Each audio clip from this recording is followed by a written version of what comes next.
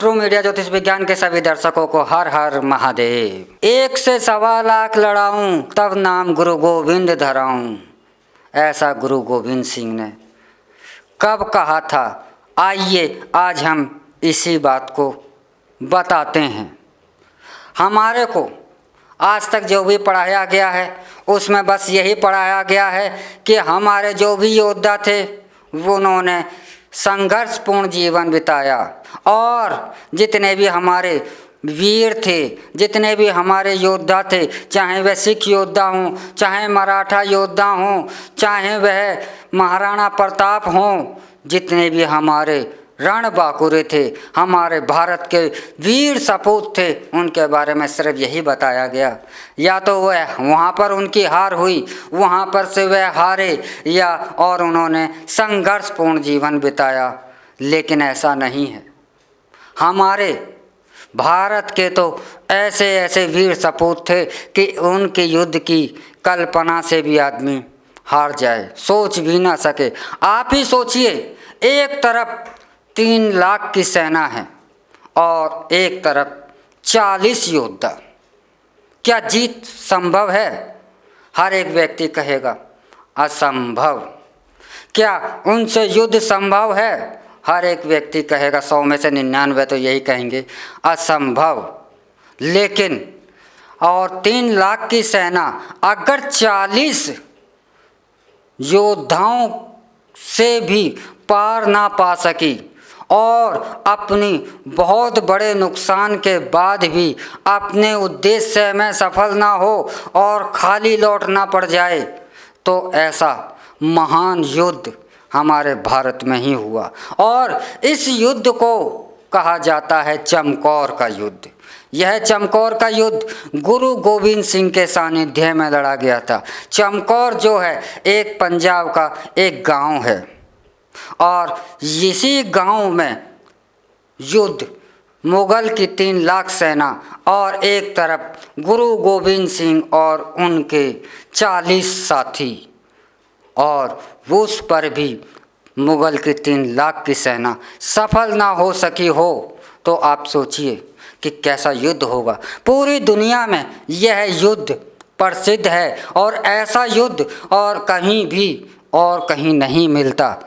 लेकिन हमारे को ऐसे महान इतिहास को, हमारे ऐसे गौरवशाली इतिहास को सदैव छुपाया गया। हमारे को कभी भी ऐसे इतिहास के बारे में ना तो हमारे को स्कूलों में, शिक्षालयों में इस युद्ध के, ऐसे युद्धों के बारे में, ऐसे गौरवशाली इतिहास को पढ़ाया गया। हमारे को तो सिर्फ इतिहास की जो भी जानकारी दी गई वह सिर्फ मन को तोड़ने वाली, मन को कमज़ोर करने वाली, सनातन धर्म के योद्धाओं को, सनातन धर्म के लोगों को बिखेरने वाली और उन्हें मायूस करने वाली ही बातें हमारे को पढ़ाई जा रही हैं पिछले सैकड़ों सालों से। तो यह चमकौर का युद्ध, जब मुगलों की 3 लाख सेना ने चमकौर को, गुरु गोविंद सिंह को घेर लिया था, तब कहा था गुरु गोविंद सिंह ने कि हथियार नहीं डालूंगा और एक एक को 1.25 लाख से लड़ाऊंगा। और यह कारनामा गुरु गोविंद सिंह ने कर भी दिखाया था। इस युद्ध में उनके पुत्रों सहित उनके 40 योद्धा थे। दोनों ही पुत्र उनके इसी युद्ध में, इसी चमकौर के युद्ध में शहीद हुए थे।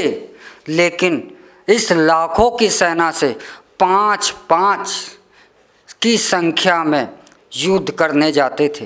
5 सैनिकों की संख्या युद्ध करने जाती थी और यह 5 सैनिक मुगल सेना में हाहाकार मचाते थे। भले ही वह शहीद हुए, लेकिन उनका जो हाहाकार था उससे मुगल सेना भी थर्रा रही थी।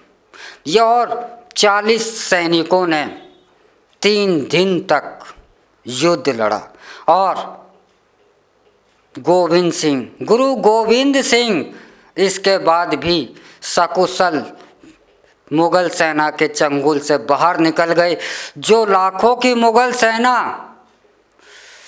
पूरा घेराबंदी कर कर गुरु गोविंद सिंह को जिंदा या मुर्दा किसी भी स्थिति में वह लेने के लिए तैयार थी कि हमें गुरु गोविंद सिंह जिंदा या मुर्दा चाहिए, लेकिन वह वहाँ पर गुरु गोविंद सिंह को पकड़ ना सकी और गुरु गोविंद सिंह उनके कब्जे में नहीं आ सके। और इतनी नुकसान होने के बाद, इतनी तबाही सहने के बाद मुग़ल सेना को खाली हाथ लौटना पड़ा। तो उन 40 सैनिकों का ऐसा इतिहास है कि ऐसा इतिहास कि 40 सैनिक अगर एक इतनी विशाल सेना से अगर युद्ध करते हैं तो युद्ध की कल्पना भी संभव नहीं है। और उन 40 सैनिकों ने जो चमत्कार दिखाया और जो हाहाकार मुग़ल की सेना में मचाया था, वह आज भी पूरी दुनिया में सम्मान के साथ लिया जाता है चमकौर युद्ध का नाम, क्योंकि ऐसा युद्ध और ऐसी असंभव परिस्थितियों में ऐसा युद्ध लड़ना आज तक ना ही लड़ा गया और ना ही ऐसी कल्पना की जाती है कि भविष्य में लड़ा जाएगा। और यदि भविष्य में लड़ा भी गया तो ऐसे योद्धा सिर्फ भारत के ही हो सकते हैं और किसी दुनिया के ऐसे इतने वीर योद्धा नहीं हो सकते।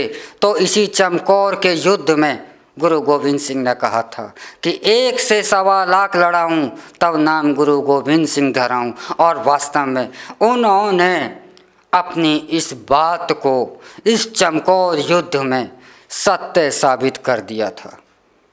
तो ऐसी हमारी महान गाथाएं, ऐसी हमारी वीर गाथाओं को हमारे को सामने ही नहीं आने दिया गया।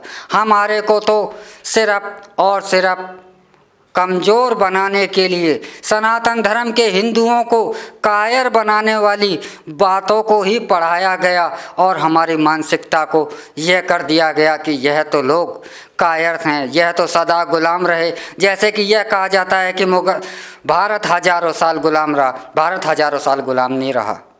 सच यह है कि 400-500 सालों तक मुग़ल और भारतीयों में युद्ध होता रहा। बस मुग़ल ने भारत के कुछ भूभाग पर कब्जा कर लिया था, लेकिन पूरे भारत को वह गुलाम बनाने में कभी सफल नहीं हुए। और उनका सपना आज भी देखा जाता है। आज भी भारत पर यही सपना है कि यह एक दिन पूरे भारत पर मुसलमानों का राज होगा। आज इसे मुग़ल की जगह मुसलमान कहा जाता है। तो यह सपना आज तक पूरा नहीं हुआ, लेकिन कहा जाता है कि भारत मुग़लों का 700 साल तक गुलाम रहा। मुग़लों ने 700 साल तक राज किया। मुग़लों ने 700 साल तक राज नहीं किया। अगर उत्तर भारत के अंदर सिखों ने उनकी ताकत से सिखों से युद्ध करना पड़ रहा था, तो दक्षिण में ग्रेट मराठा थे, उनसे उन्हें युद्ध करना पड़ रहा था। मुग़ल तो स्वयं परेशान थे कि उन्होंने भारत में प्रवेश क्यों करा, क्योंकि जितने हिस्से भूभाग में वह आ गए थे उतने कोई संभाल रखना भी उन्हें आगे बढ़ने से रोक रहा था और वह भारत से बाहर जा भी नहीं सके, क्योंकि यह उनका विजय रथ रुक गया था। तो ऐसा था चमकौर का युद्ध और हमारा गौरवशाली इतिहास, क्योंकि सिख जो है वह सनातन धर्म की सेना है और हम अपने प्रत्येक धर्म सैनिक को सरदार कहते हैं। और सरदार का अर्थ होता है मुखिया, और हम उसे सरदार कह करके सम्मानित करते हैं। इसीलिए उसके सर पर हम पगड़ी देखना पसंद करते हैं। इसी के साथ हम इजाज़त लेते हैं। अगले एपिसोड में हम आपसे फिर मिलेंगे एक नए विषय के साथ, एक नई जानकारी के साथ। तब तक आप हमारा ट्रू मीडिया ज्योतिष विज्ञान को लाइक, शेयर, कमेंट करना ना भूलें। ओम हर हर महादेव।